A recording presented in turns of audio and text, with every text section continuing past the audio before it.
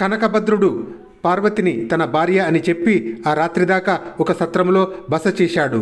అతను పార్వతిని ఎలాగైనా వారి స్వగ్రామం చేర్చాలనుకున్నాడు. కానీ ఆమె ఎంతో ఆలోచించి కూడా తమ గ్రామం ఏ ప్రాంతాల ఉన్నది అతడికి చెప్పలేకపోయింది. ఇప్పుడు మా ఇంటికి తిరిగి వెళ్ళినా నన్ను ఎవరు చేరనివ్వరు.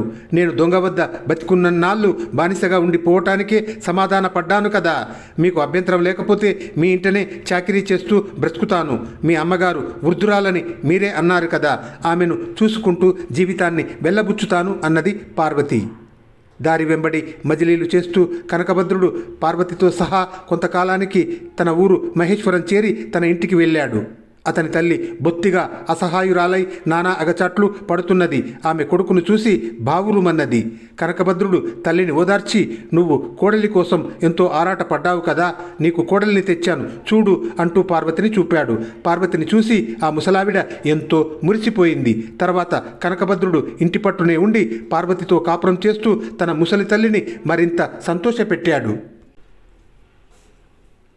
బేతాళుడు ఈ కథను చెప్పి, రాజా, కనకభద్రుడి వింత ప్రవర్తనకు అర్థమేమిటి? అతను చిన్న వయసులో సన్యాసం ఎందుకు పుచ్చుకున్నాడు? వైరాగ్యం కుదిరినాక సంసారంలోకి ఎందుకు దిగాడు? ఈ అనుమానానికి సమాధానము తెలిసి కూడా చెప్పకపోయావో నీ తల పగిలిపోతుంది అన్నాడు.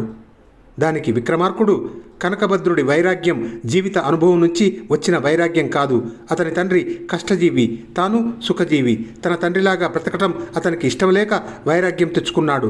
కానీ తాను కూడా కష్టాలు పడటం మొదలుపెట్టినాక అతనికి జీవితం మరింత దగ్గర అయింది. అతనికి తల్లి మీది మమకారం సహజమైనది, కానీ పార్వతిని గురించిన ఆందోళన అనుభవం నుండి ఏర్పడినది.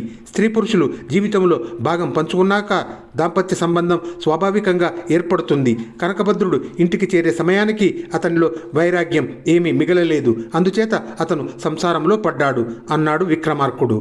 రాజుకు ఈ విధంగా మౌనభంగము కలగగానే బేతాళుడు శవంతో సహా మాయమై తిరిగి చెట్టెక్కాడు.